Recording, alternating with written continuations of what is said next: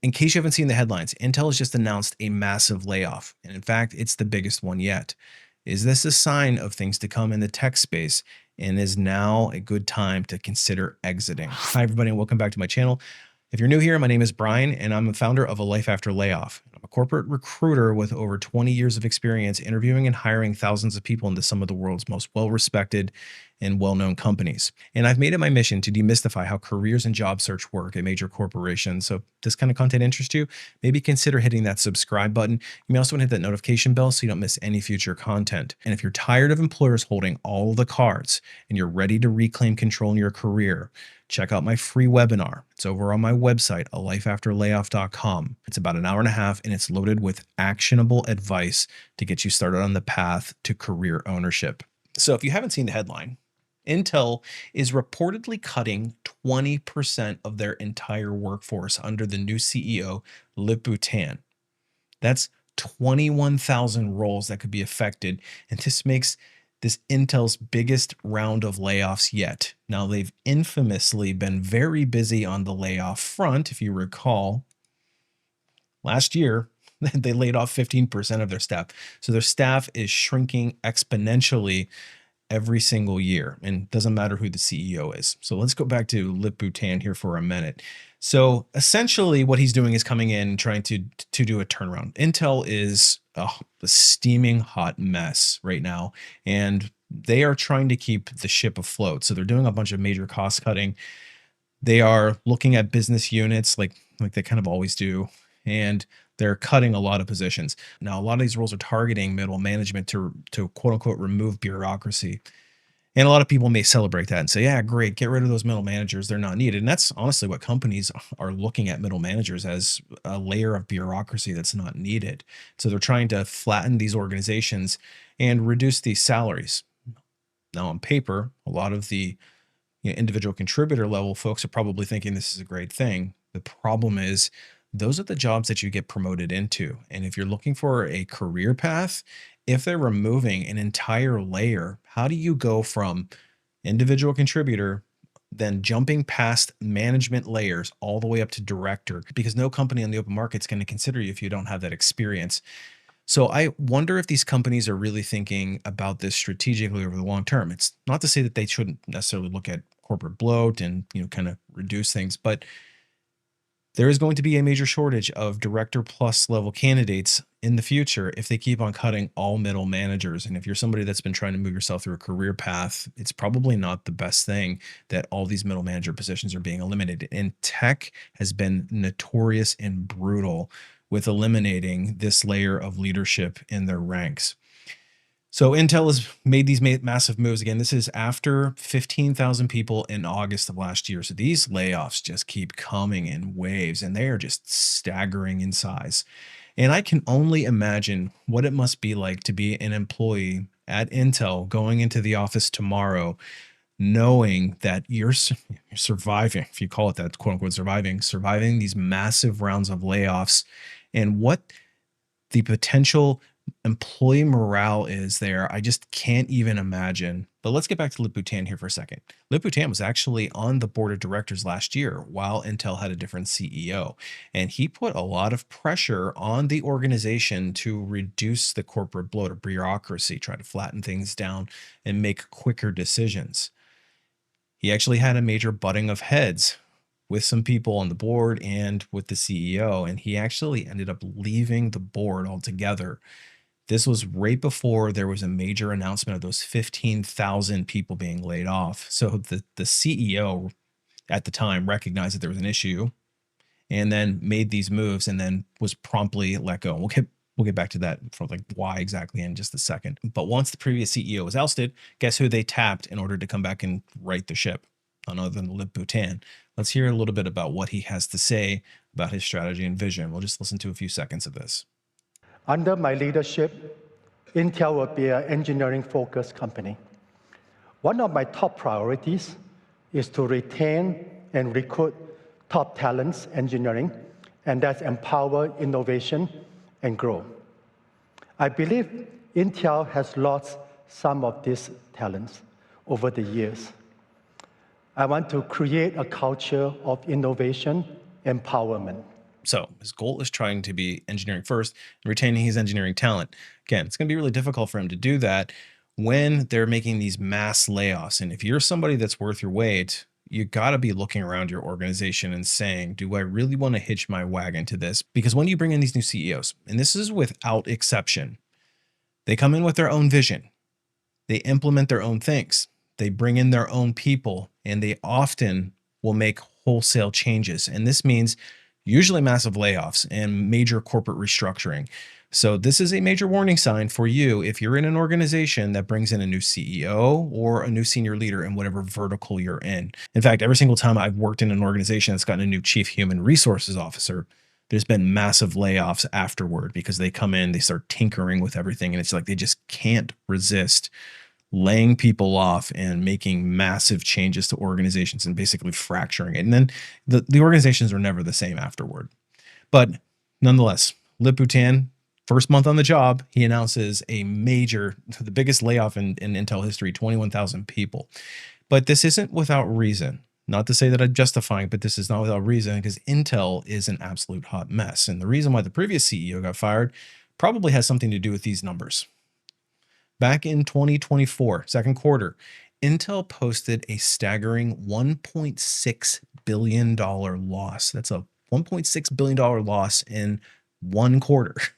That's a massive amount of money.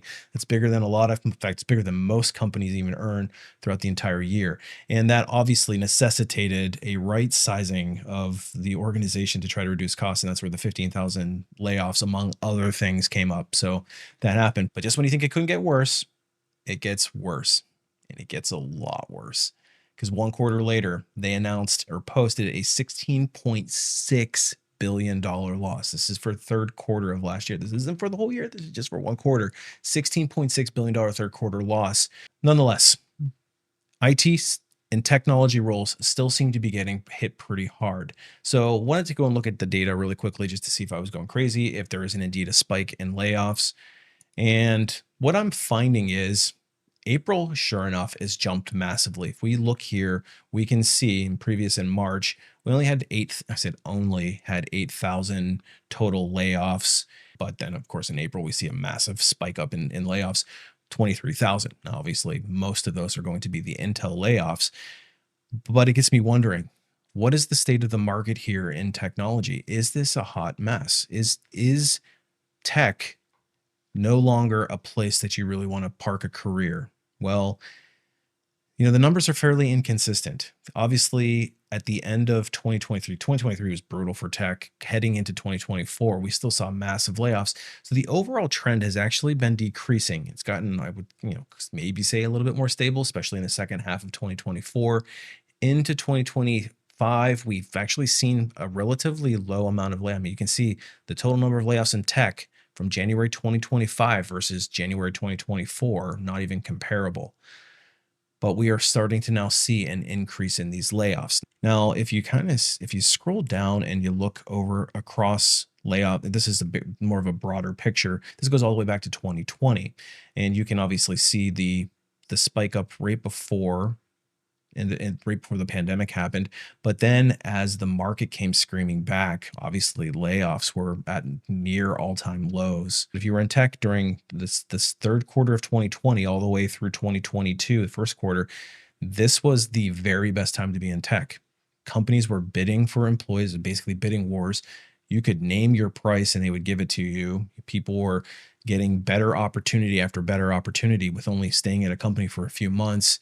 And it was really this is the hottest job seeker market I've ever seen. But all things come to an end on a screeching halt. As you can see, they overhired because you can see that the tech market just got destroyed. And the second half of 2022, throughout pretty much the entirety of 2023 and even spilling over into 2024. But again, you can see the trend line is relatively positive going into 2025, at least from how slanted it was in 2023. That's the good news. So I would say layoffs are kind of right sizing in the tech space. But what it tells me, though, is that there is a continual bouncing effect. Companies have a much shorter outlook now. They will hire for immediate needs, Once they're done using your services, they'll lay you off.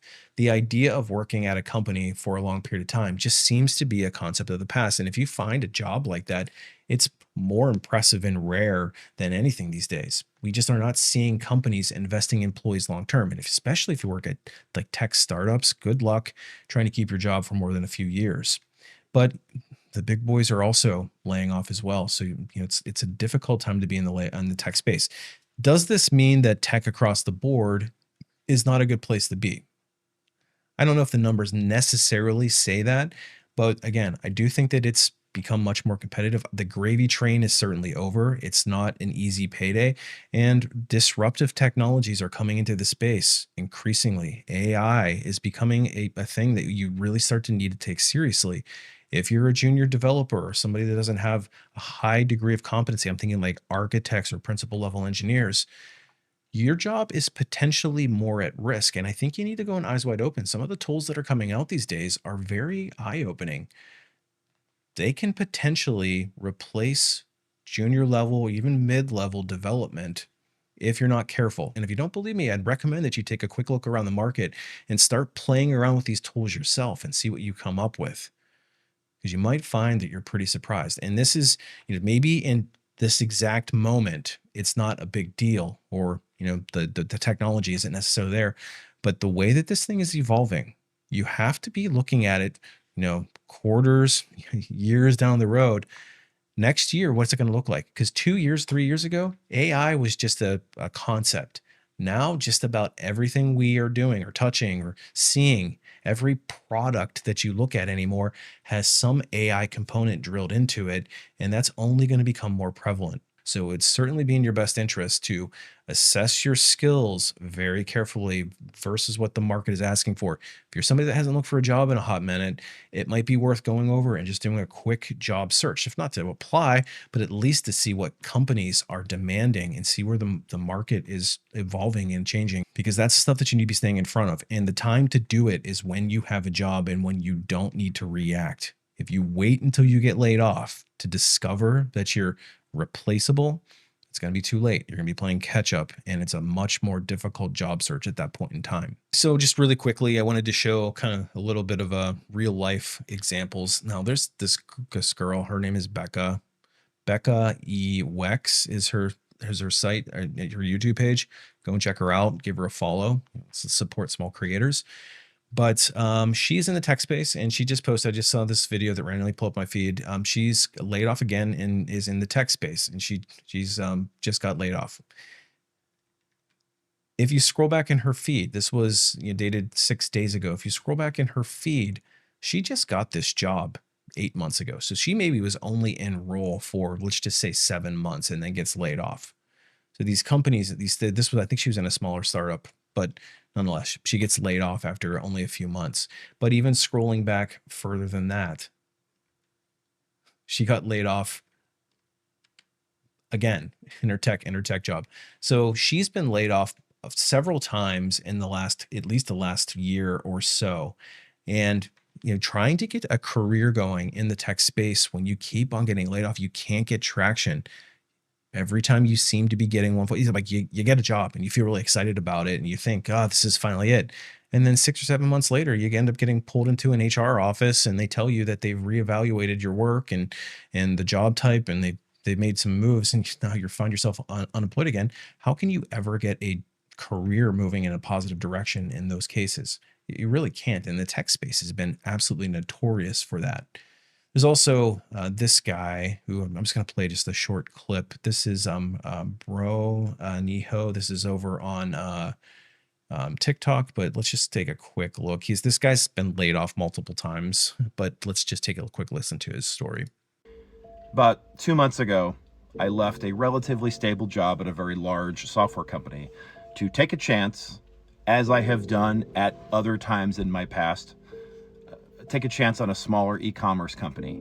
A former colleague of mine worked there. He said, hey, it's a good opportunity. There's some exciting stuff going on here. We can really make a difference. You'll get back into pre-sales. You'll get paid more. So I was like, yeah, let's do it. Why not? I figure this will last maybe 6 months, maybe a year, and then I can land on my feet somewhere else if it doesn't work out. Or if it does work out, it'll be great. 30 days, exactly 30 days after I joined, the company had a 20% reduction in force, which included me. So now, 1 month later, I am in the midst of what has to be one of the worst, if not the worst, tech job market that I've ever experienced in my lifetime. All of the horror stories you hear about ghosting and ghost jobs and super long interview processes and all the stuff, it's all true. I've lived it. And I've been doing all the right things, right? I'm not just applying directly on the website. I'm getting referrals, right? I'm getting inroads. I'm reaching out to hiring managers. I'm doing all the right things. And my professional network, by the way, has been fantastic. They have really come through this time. But even that's not helping. I've been rejected from jobs where I was highly referred by somebody even before I could interview with the HR person. Like, I've already been rejected from 3 jobs after a full interview process, and I have a couple of others in the pipeline right now. But for the first time in my life, I'm really wondering if I'm going to be able to stay in tech. And it's so frustrating because I know that I've got, as they say, a lot left in the tank. I know my value. I know what I can contribute. I know I can help out a lot of software companies. And by the way, if you happen to work in tech and you know of any openings in sales or pre-sales or even product. Yeah, but I think that this is a very common story. People are experiencing these exact things, and there's no justification for it. It's happening, and people who are well qualified for these roles and are doing everything, by the book and the right way are still experiencing these types of scenarios. And, anecdotally, it is a very difficult job market. There's no real denying that. The best thing that you can do at this point in time is to continue doing what he's doing, leverage those networks. Make sure that you're presenting yourself in the most efficient manner. Make sure that you know how to write a resume that is as concise and clean and to the point as you can. Targeted networking is a huge thing. And probably most importantly of all, try to vet these companies. Look at what their past behavior was. Have they laid people off recently? Have they restructured? Are they properly funded? Have they had a new leadership team? These are the things that I'd be assessing when I'm moving into or considering a new opportunity. This crap of companies hiring people and then laying them off 30 days later. This guy quit a good job. He quit a stable job to come and work here through an employee referral.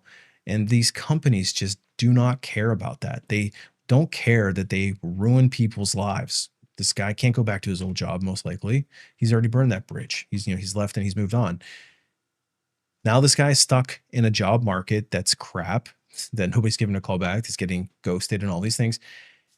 And he's doing all the right stuff, and he's starting to question whether or not tech is the right space for him. So there's a lot of people. This is not a unique story to him. There's a lot of people who are feeling that way about whether or not they should leave the tech space altogether. Bottom line is there are still good companies out there.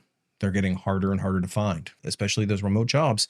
A lot of people have been displaced by being forced back into the office, and suddenly you're competing with a lot more people and people who are also underemployed. Guys who've had years of experience making massive amounts of money get laid off. Now they're taking jobs that they're earning half, maybe even less than half of what they used to make. And those are the people you're competing against. So it is definitely a difficult market. So do all the right things. Yet you just have to keep on doing the things that you need to be doing. Eventually something will stick. People are getting hired. I'm talking to people every single day in the tech space who are getting hired. People in their 50s and 60s who are getting decent, high-paying jobs in their space, in their verticals. So it is a thing. People are getting hired. You just have to be consistent. I'm going to say this a little bit like tongue-in-cheek, but you have to keep a good positive attitude. I know it's hard in a job market like this, but you really have no other option. So should we be concerned about what's going on in the tech space long-term? Well, like I said in the video, I think it's a little too early to make a blanket statement that you should consider leaving tech altogether.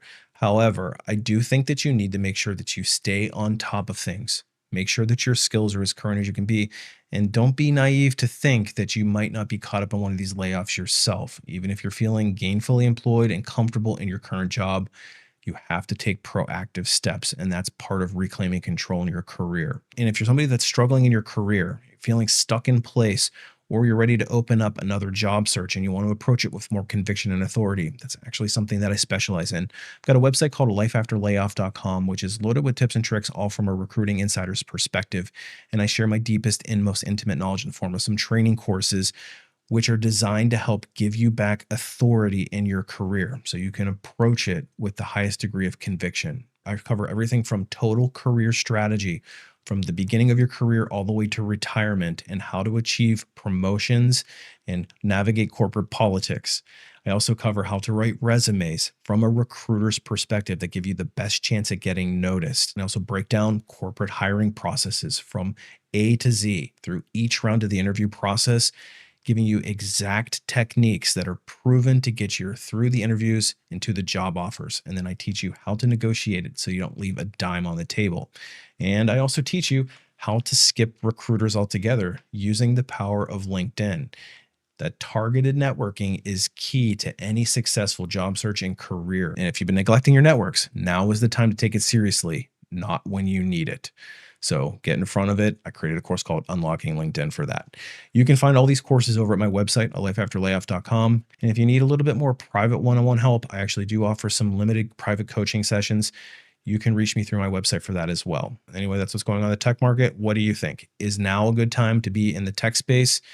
And do you think that there's a future here? Leave a comment, let me know.